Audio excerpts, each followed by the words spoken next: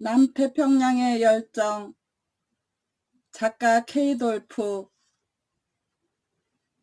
아버지는 그녀가 이곳에 머물겠다는 뜻을 밝힌 데 대해 아무런 대꾸도 하지 않았었다. 그녀는 좀 더 시간이 흐른 뒤에 그 말을 꺼낼 걸 그랬다 싶었다. 창살 틈으로 따사로운 햇볕이 스며들고 있었다. 햇살은 그녀의 마음을 들뜨게 하기에 충분했다. 아버지가 잠든 동안엔 곁에서 손가락을 만지작거리는 것 외엔 그녀에게 달리 할 일이 없었다. 그렇다고 혼자 두고 자리를 비우는 것도 불안했다. 만약 심장마비 증세가 재발해서 도움을 청하는 벨조차 누를 기운이 없다면 그녀의 생각에 대답이나 하듯이 문이 열리면서 그 나이든 여인이 들어왔다. 누가 시켰을 것이라고 바네사는 짐작했다. 그렇다면 두 사람씩이나 지키고 앉아있을 필요는 없지 않은가. 바네사는 자기 방으로 돌아와 면으로 된 하늘색 비키니를 찾아 입고 그 위에 타올로 된 짧은 자켓을 걸쳤다. 폭풍 뒤에 오는 바깥 공기는 매우 상큼했다. 게다가 아무것도 입지 않은 맨다리에 와닿는 바람의 촉감은 더할 수 없이 감미로웠다. 차양이 내려진 테라스에 서서 그녀는 잔디밭과 화단 너머로 끝없이 이어지는 야자수 숲을 내려다 보았다. 맑고 푸른 하늘 아래엔 섬 중심부로 향하는 녹색의 언덕이 보였다. 그녀는 별 어려움 없이 라울이 가르쳐준 길을 찾을 수 있었다. 나무 사이로 돌아 내려가니 모퉁이에 조그마한 호수가 있었다. 너무도 절묘하고 우아해서 차라리 숨이 막힐 지경이었다. 그곳은 모래로 막아진 까닭에 폭풍에도 아무런 피해를 입지 않은 것 같았다. 주위 경치를 망치는 유일한 것이 있다면 열린 바다 쪽으로 띄어놓은 부표였다. 상어를 막기 위해 쳐놓은 그물망임에 틀림없었다. 파라다이스에도 장애물은 있는 모양이다. 자켓을 벗어서 모래 위에 던져버리고 그녀는 물을 향해 달려갔다. 햇볕을 받아 따뜻해진 물속에 처음 뛰어든 기분이란 이루 말로 형용할 수 없었다. 해안에서 몇 피트 안 되는 곳에서부터 모래층은 급경사를 이루고 있었다. 투명한 바닷물을 감탄하면서 그녀는 계속 물밑으로 들어갔다. 각양각색의 물고기들이 그녀 앞에서 한가로이 모였다 흩어졌다 매물 돌았다. 물고기의 대부분은 몇 인치도 안 되는 작은 것들이었다. 마치 커다란 수족관을 들여다보는 것 같았다. 빛이 들어오는 거리에도 한계가 있는 모양인지 얼마쯤 내려가자 바네사는 어두워서 색깔을 구별할 수가 없었다. 그녀가 두 번째로 다이빙해 바닷속으로 들어갔을 때 그물 밖에서 뭔가 커다란 것이 움직이는 것이 언뜻 보였다. 너무나 순간적이었기 때문에 꼬집어 뭐라고 말할 수는 없었다. 그러나 그게 설령 상어라고 해도 그물 안에서는 염려할 것이 없었다. 갑자기 뭔가가 그녀의 머리를 무겁게 누르는 것 같은 압력을 받았으나 그녀는 여전히 새로 된 그물을 잡고 있었다. 바로 그때 라울이 물거품을 일으키며 허둥지둥 내려왔다. 그는 머리를 위쪽으로 젖히면서 물 위로 나가자고 했다. 그들은 몇 피트 간격을 유지하며 물 위로 올라왔다. 난 당신이 그만 세 줄에 걸린 줄 알았지 뭐요. 두 번째 다이빙하기 직전에 내가 부르는 소리 듣지 못했어? 그 소리 들었다면 당신을 기다렸을 거예요.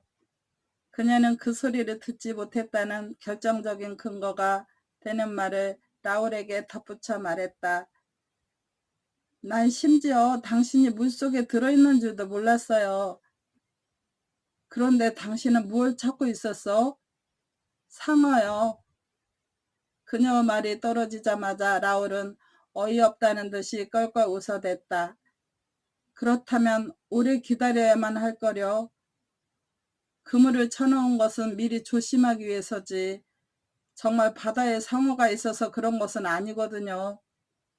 그리고 나서 그는 몇 야드 떨어진 곳에 있는 바위 쪽으로 시선을 돌렸다. 해변까지 다시 헤엄쳐 가기 전에 저기서 잠깐 쉬지요. 바네사는 이미 지나치게 수영을 많이 했다는 말을 따로 할 필요가 없었다. 그녀의 지친 근육이 그것을 충분히 설명하고 있었던 것이다. 왜냐하면 30분이 넘도록 물속에만 있었기 때문에. 바위는 올라가기 좋게 계단처럼 툭 튀어나와 있었다. 라울은 바네사를 따라와서 그녀의 허벅지에 자신의 다리가 닿도록 바짝 붙어 앉았다. 뒤로 물러나면 도리어 더 가까이 올 것 같아 젖은 머리카락을 털어내며 바네사는 그대로 앉아 있었다. 그는 바위에 긁힌 발등을 살펴보기 위해 고개를 숙이고 있었다. 햇볕에 탄 그의 등이 시야에 들어왔다. 그의 피부는 매끄러워 보였고 어깨와 팔의 근육도 잘 발달되어 있었다. 바네사는 그녀의 몸이 긴장된 것처럼 그의 몸도 똑같이 긴장된 것을 깨달은 순간 갑자기 손을 뻗쳐 그의 등을 만져보고 싶은 충동을 강하게 느꼈다. 그녀는 라울이 갑작스럽게 물속에 나타난 게 우연의 일이라고 믿을 만큼 순진하지는 않았다. 오늘 아침 이곳에서 수영을 해보라고 권했을 때는 다 나름대로 속셈이 있었던 것이다. 당신 떨고 있군. 그가 고개를 돌리지 않은 채 말했다. 난 당신의 피부가 정상이 아닌 것을 느낄 수 있어요. 혹 추운 게 아니요? 전혀. 침착한 어조로 그녀가 대꾸했다. 당신은 자기 손이 닿기만 하면 여자들이 흥분한다고 생각하는데 매우 익숙해진 사람 같군요. 그는 그녀를 쳐다보기 위해서 뒤로 비스듬히 물러앉았다. 여자들에 대해 너무나도 잘 알고 있다는 눈초리였다. 나를 놀리는 거요? 아니면 자기 변명을 하는 거요? 이거나 그거나 다를 게 뭐가 있나요? 약간은 다르지.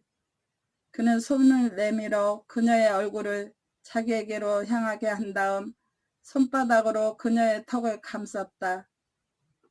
비행기에서 당신을 처음 본 순간부터 나는 당신에게 반해버렸어. 당신이 누구라는 걸 알았을 때는 사정이 약간 바뀌었지만 하지만 어쨌든 우리는 다시 이렇게 함께 있지 않소? 아버지는 그녀가 먼저 말을 꺼냈다. 그 일과는 또 다른 문제요. 나는 병상에 누워있는 사람을 괴롭힐 생각은 없소. 바네사는 그의 진심을 알아볼 심산으로 그의 푸른 눈동자를 뚫어지게 쳐다보았다. 진심으로 하는 말이에요? 진심이요. 그는 미소를 지으며 손가락으로 그녀의 살갗을 가볍게 어루만졌다. 당신은 내가 여지껏 알아온 사람들과는 달랐어요. 바네사, 아버지가 어떤 사람인가를 안 순간 당신은 곧장 고향으로 가버릴 수도 있었는데 오히려 아버지 곁에 머물러 지금까지 저지른 그의 행위까지 감싸주려고 하니 말이오. 그의 손끝이 닿는 곳마다 그녀의 잠자던 감각이 되살아나고 있었다.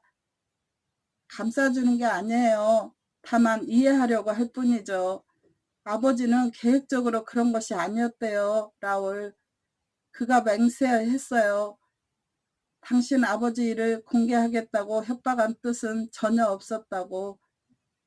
그가 원하는 것은 오로지 직장뿐이었으니까요. 뭔가가 그의 눈동자 깊숙이 동요를 일으킨 것 같았으나 여전히 그는 미소를 잃지 않았다.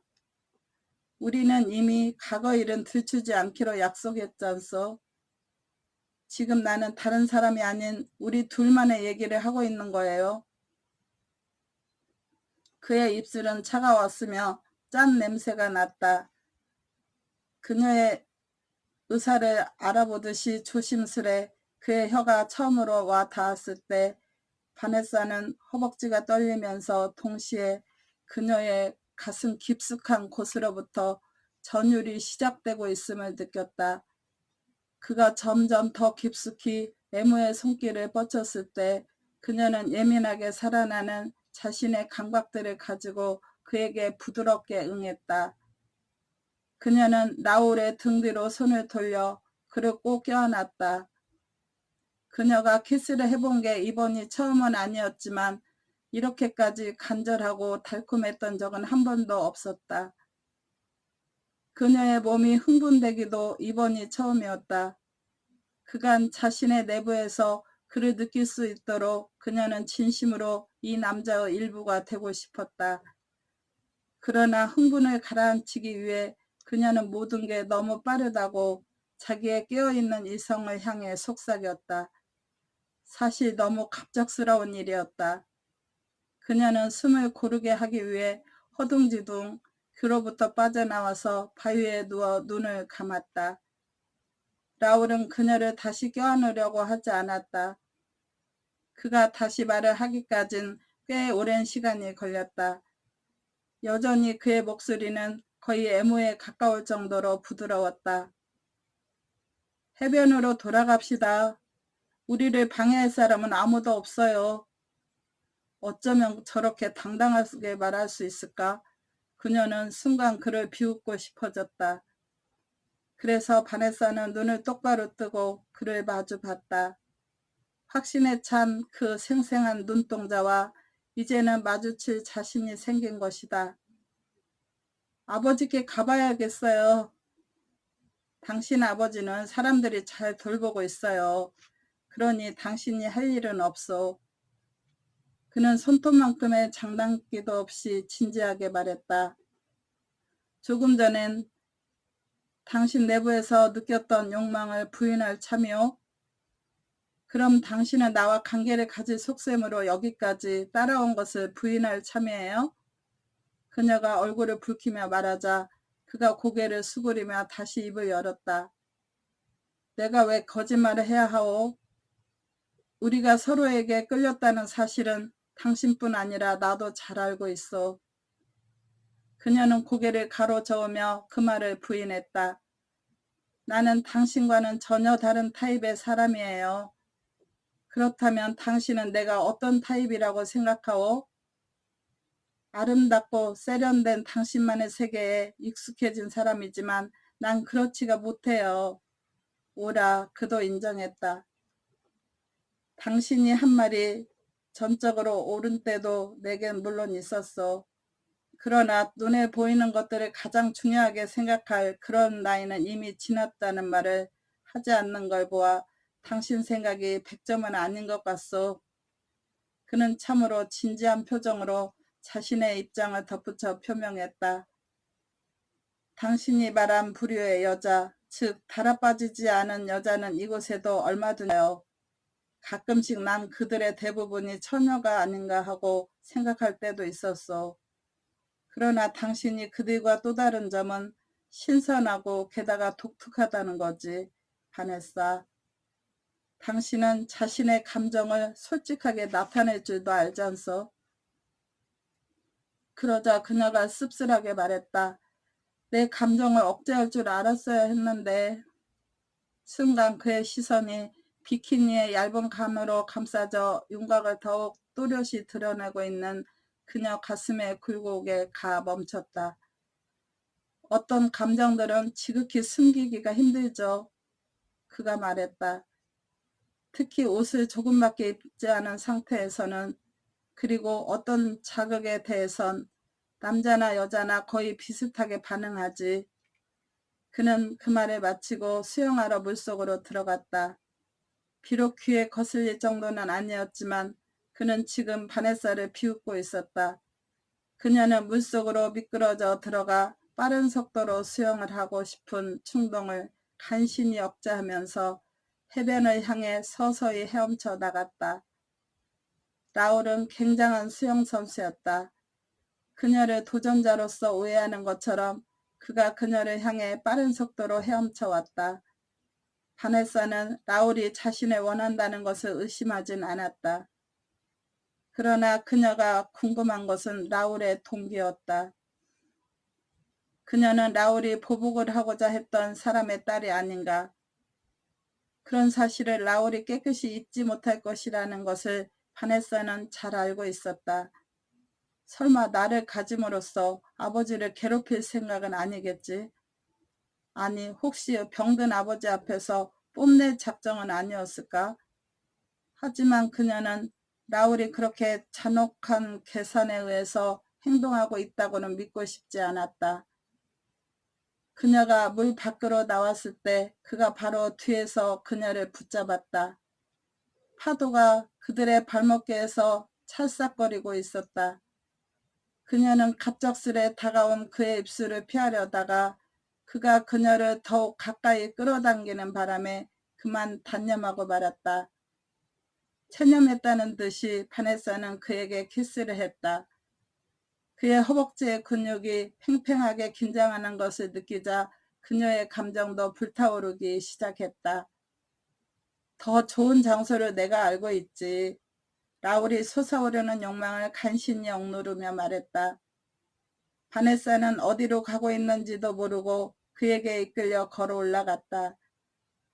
그때 나무숲 안에 둘러싸인 채 야자입으로 지붕이 이어진 조그만 오두막이 나타났다.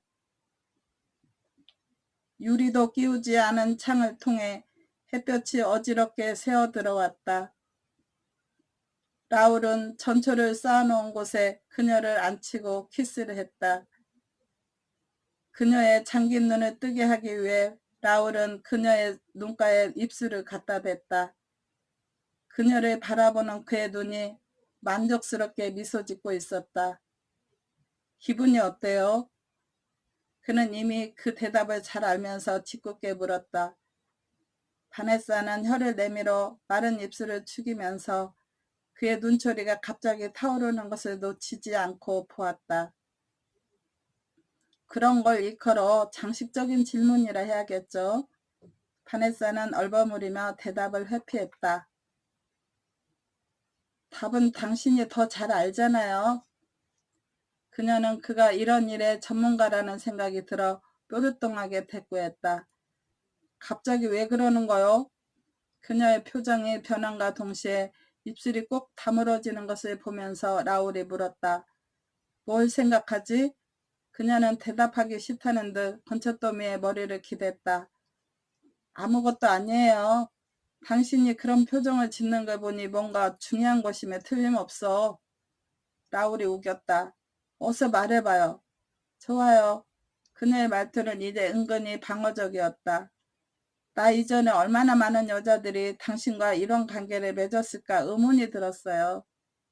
쓸데없는 호기심일 뿐이요. 내겐 중요하게 생각돼요. 갑자기 그 얼굴에서 웃음이 사라졌다. 그건 사랑하는 사람 앞에서 모든 여자들이 한 번은 묻게 되는 질문이지. 당신은 다르리라고 기대한 내가 우습군. 답을 기대하진 않아요. 그녀는 재빨리 부인했다. 정말 알고 싶지 않다니까요. 잘 생각했어. 대답할 마음도 없으니까.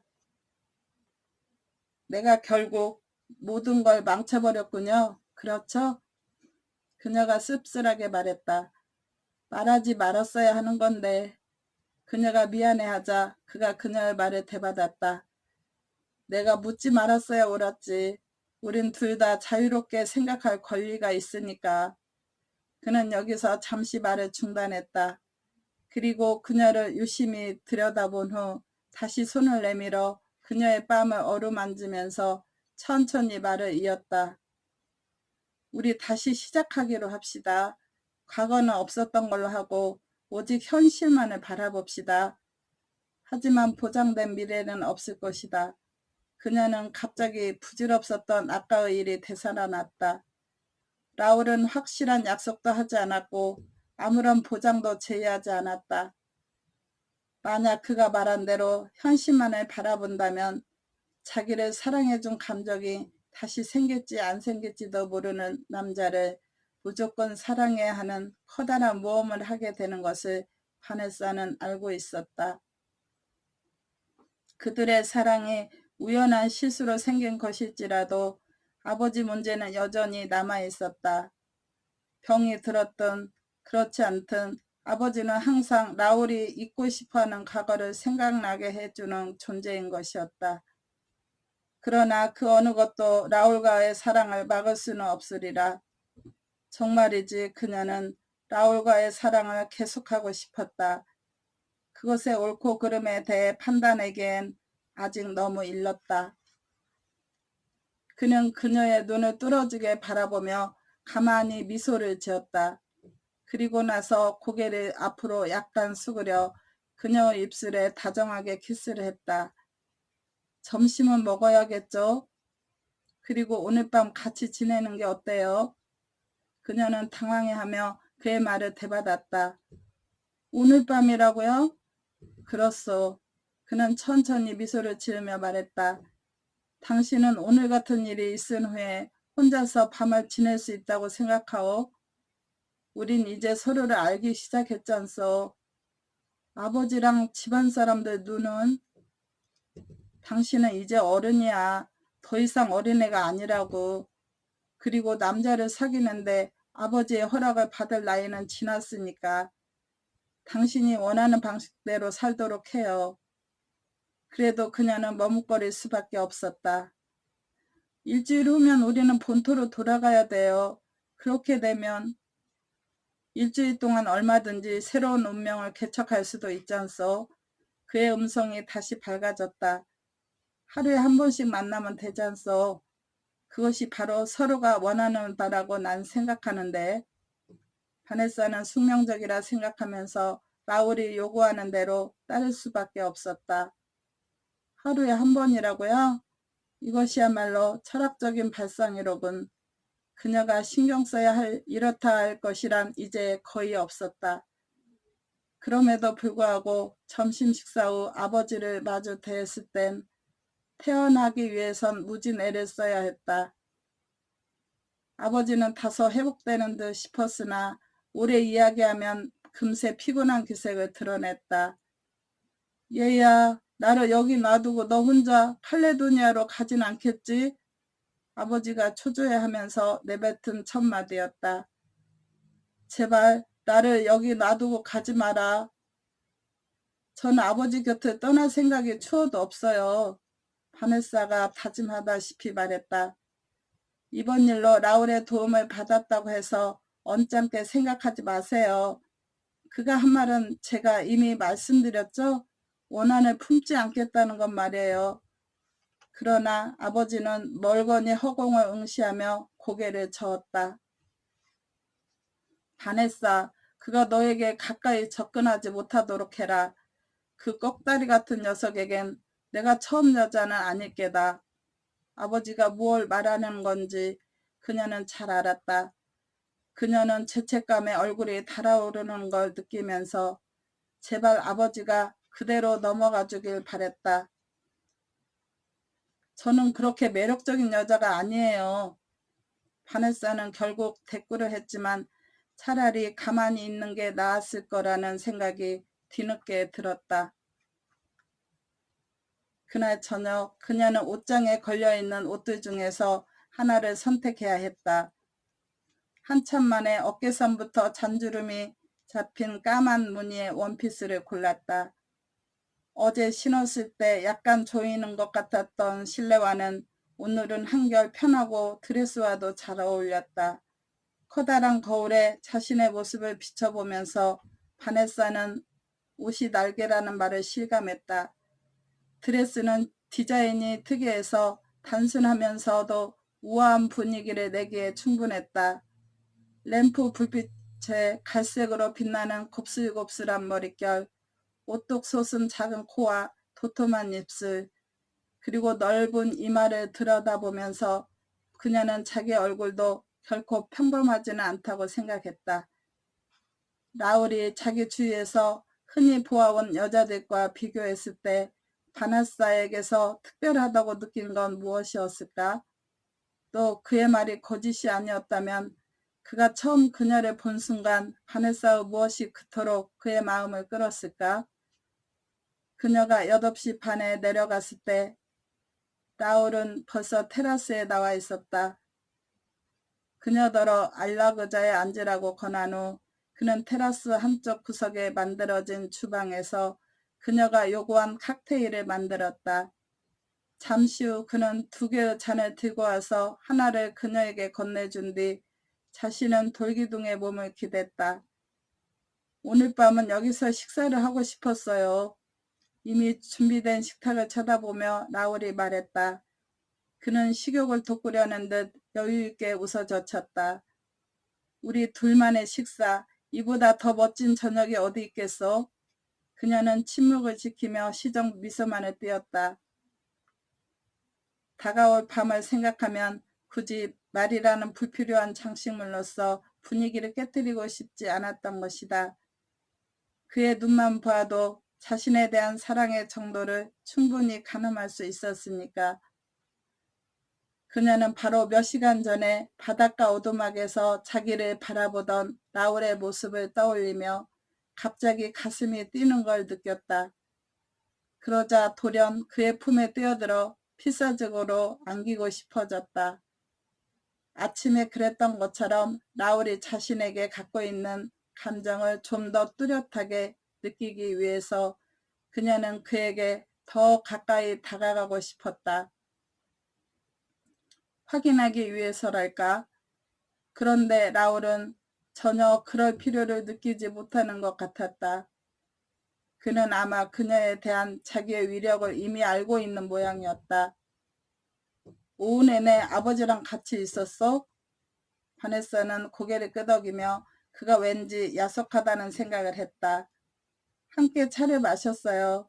생각보다 잘 드시던데요. 위는 다치지 않았을 테니까요. 지금쯤엔 아마 내일 모레쯤 속히 일어나야 될 텐데라고 생각할 거려. 그렇잖아도 내일은 일어날 거라고 말하던데요. 그녀가 말했다.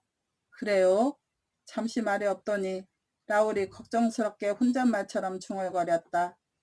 그분은 자기 한계를 아셔야 할 텐데 가능한 한 빨리 이 섬을 떠나야만 한다는 생각에서가 아니길 난 바랄 뿐이에요.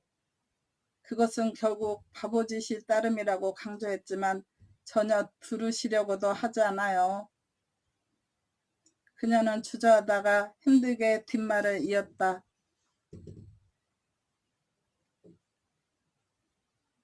그 바람 때문에 우리가 여기에 같이 있지 않소? 그렇다면 결과적으로 폭풍이 그렇게 나쁜 건 아니지 않소? 그는 잔을 다 비우고 나서 등을 돌기둥에서 뺀 다음 그녀 앞으로 다가왔다. 그만 식사를 하도록 합시다. 렌이 음식을 날라왔다. 라울의 푸른 눈이 잠시 동안 그녀를 의미심장하게 쳐다보더니 뜻밖의 질문을 했다. 당신 아버지처럼 당신도 조국을 버릴 수 있어? 그것을 버린 것이라고 말할 수는 없잖아요. 그녀가 항의조로 말했다. 그분은 지금도 영국 국민이니까요. 조만간 당신도 알게 될 거요. 그가 몇 년 전에 프랑스로 국적을 바꾼 것을. 바네사가 그런 새로운 사실에 대해 태어나기까진 꽤 많은 시간이 걸렸다. 적어도 난 이해할 수 있을 것 같아요. 그녀는 나름대로 이치에 닿게 납득하려고 애를 썼다. 만약 이곳이 그의 조국이라고 생각했다면 그럴 수도 있었을 것이다. 이런 생각이 그녀의 내리를 스치고 지나가자 바네사는 얼른 고개를 쳐들고 그를 뚫어지게 바라보았다. 아니, 당신은 만약 내가 이곳에 머무를 경우 아버지처럼 프랑스로 국적을 바꾸라는 말인가요? 그건 당신이 이곳에 얼마나 오래 있느냐에 달린 문제요. 그런데 당신 어머니는 어쩔 셈이죠? 엄마는 작년에 돌아가셨어요. 나는 이미 당신이 알고 있을 거라고 생각했는데. 당신이 얘기해주지 않았는데 내가 어떻게 알겠어. 사실 맞는 얘기였다. 그는 여전히 그녀의 얼굴을 주시하면서 뭘 생각하는지 한참 침묵을 지켰다. 그럼 거기엔 아무도 없어? 아무도. 미첼에게 쓴 결별의 편지를 아직 보내지 않은 걸 감안할 때 그 대답은 좀 맞지 않는다는 생각이 들었다. 그렇다고 굳이 미첼의 이름을 들춰낼 생각은 없었다. 몇 주 전에 집을 팔고 아파트로 옮겼어요. 돈은 내가 필요할 때 언제든지 꺼내 쓸 수 있도록 은행에 맡겨두었고요. 지금 같아선 유매에 새들어올 수 있는 적당한 집이나 아예 사도 될 만한 집이 있기를 바라고 있어요. 그런데 바네사는 그가 뭘 더 듣고 싶어하는지를 알 수 없어서 약간 놀란 표정을 지었다. 가능하다면 직장을 구해보려고 해요. 당신은 모든 걸 생각해 놓았군. 잠시 말이 없더니 이내 그가 물었다. 당신 아버지는 찬성하시던가요? 그녀는 사실대로 말하고 싶지 않아 잠깐 망설이다가 내키진 않았지만 하는 수 없이 거짓말을 꾸며댔다. 아버지는 자기가 짐이 될까 염려하세요. 절대로 그렇지 않은데 나로서는 아버지 곁에 있는 것이 결코 희생이 아니거든요. 그분은 당신이 여기 있는 걸 원치 않을 거요. 그것에 대해 달리 생각해 본 적은 없어요. 그렇다면 왜 원치 않는지를 알아봐야 되겠군요. 그는 아무런 대답도 안 했다. 하긴 대답할 이유도 없었으리라. 바네사는 그 투명한 눈동자를 들여다보며 그들 사이에 묘한 긴장감이 감돌고 있는 걸 느꼈다. 그녀는 갑자기 온몸에 힘이 쭉 빠지는 것 같았다. 당신은 며칠 동안 광산을 돌아보려 가야 한다고 말했던 것 같은데 자연스럽게 들리도록 애쓰며 바네사가 말을 이었다. 얼마나 걸리나요? 난 보통 광산 경영자 집에서 머물죠. 따라서 내가 여행을 며칠간 지연시킨다고 해서 치명적인 문제가 생길 것은 하나도 없어요. 그녀의 표정이 밝아지는 것을 알아채고 라울은 미소를 지었다. 내가 광산을 방문하는 것은 회사가 잘 되어가는 사정이 어떤가를 알아보기 위함이지 달리 특별한 이유는 없어요. 라울은 그녀의 손을 끌어당겨 키스를 했다. 이제 우리 둘 다 잠자리에 들 준비가 됐다고 생각하는데 당신 생각은 어떻소? 함께? 바네사가 낮은 소리로 물었다. 물론이지. 내가 그동안 당신 마음이 변했을 것 같소? 그 순간 바네사는 움찔했다. 그녀가 별로 내켜하지 않는 걸 눈치채고 그가 차갑게 말했다. 난 더 이상 줄다리기를 하는 식의 장난은 하고 싶지 않소.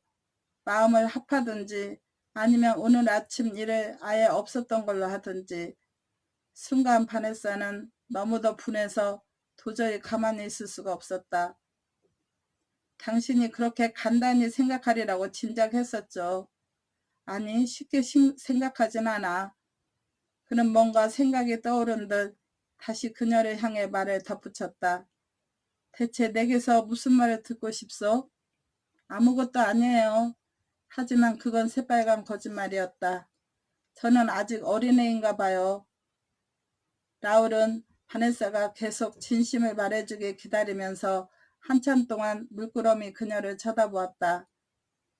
잠자리에 들기 전엔 아버지를 보고 싶은 모양이지. 그가 착 가라앉은 목소리로 말했다. 그래요. 그녀 역시 침착하게 대답했다. 제가 분위기를 완전히 망쳐버렸죠? 그런 것은 염려 안 해도 돼. 오히려 내가 모든 것을 지나치게 당연히 생각했던 모양이요. 라울은 의자를 뒤로 밀어내고 자리에서 조용히 일어났다. 그리고 나서 테이블을 돌아와선 지극히 정중한 태도로 그녀가 일어나는 것을 도와주었다. 가서 아버지를 뵙고 오도록 해요. 그때까지 기다리고 있을 테니. 언제까지? 바네사는 시간을 물어보고 싶었으나 지금은 그럴 때가 아니었다. 그의 기분을 정확히 알지도 못했거니와 태도도 싹 달라져 있었기 때문이다. 라울이 그녀에 대해 실망한 게 있다면 그것은 자기의 변덕스러운 마음 때문이리라. 아버지는 불규칙하게 숨을 내쉬며 잠들어 있었다. 얼마 동안 그대로 지켜보고 있었으나 호흡이 고르게 되는 기색은 전혀 보이지 않았다. 모레는 르노 의사가 올 것이다. 아버지가 본토로 갈 수 있을 만큼 나았다고 의사에게 우기면 차라리 모든 사람에게 좋을 것 같았다. 적어도 그렇게만 된다면 큰 사고 없이 이곳을 떠나게 되리라. 바네사가 자기 방으로 들어왔을 때는 11시가 거의 다 된 시각이었다. 잠자리에 들기까지 꽤 오랜 시간이 걸렸다. 오싹한 한기를 느끼며 이불 속으로 들어가 그녀는 눈을 꼭 감았다. 라울 말대로 했더라면 지금쯤 곁에 라울이 누워있으리라. 아니야, 이렇게 하길 잘했어. 그녀는 스스로 칭찬하며 그를 잊으려 했으나 자기 자신을 속일 수는 없었다. 그녀는 온몸으로 라울을 갈망하고 있었던 것이다. 그녀의 속도 모른 채 시계는 무심하게 뚝딱거렸다. 얼마나 지났을까? 그녀는 깜빡 잠이 들었다가 문이 스르르 열리는 소리에 깜짝 놀라 눈을 떴다. 바로 그때 라울이 살그머니 침대를 향해 걸어오고 있었던 것이다. 그녀가 몸을 일으키자 그가 침대 끝으로 와서 멈춰 섰다. 라울은 얇은 옷만을 등에 걸친 채 거의 맨가슴을 드러내고 있었다. 얼굴의 아랫부분만이 달빛에 보일 뿐 눈 부분은 짙은 어둠에 가려져 있었다. 바네사, 당신을 갈망해. 조금도 주저하는 기색이 없이 그가 말했다. 당신을 바라는 마음 때문에 도저히 그냥 잠들 수가 없었어. 그는 웃소리가 흘러내려 땅바닥에 떨어지는 것도 의식하지 못한 듯 계속 말을 이었다. 난 당신에게 거절할 기회를 주지 않겠어, 바네사. 그녀는 순간 아무 생각도 나지 않았다. 다만 그녀의 귀에는 자신의 심장의 고동소리가 천둥소리처럼 들려왔을 뿐이다. 그가 침대 위로 올라와 그녀의 곁에 누웠을 때 바네사는 둥지를 찾아 날개를 접는 비둘기 마냥 그의 품속으로 파고들었다. 온몸으로 그의 강하고 따스한 채취가 전해져 왔다. 들어주셔서 감사합니다. 오늘도 즐거운 시간 되시고 항상 행복하세요. 구독과 좋아요는 저에게 힘이 됩니다.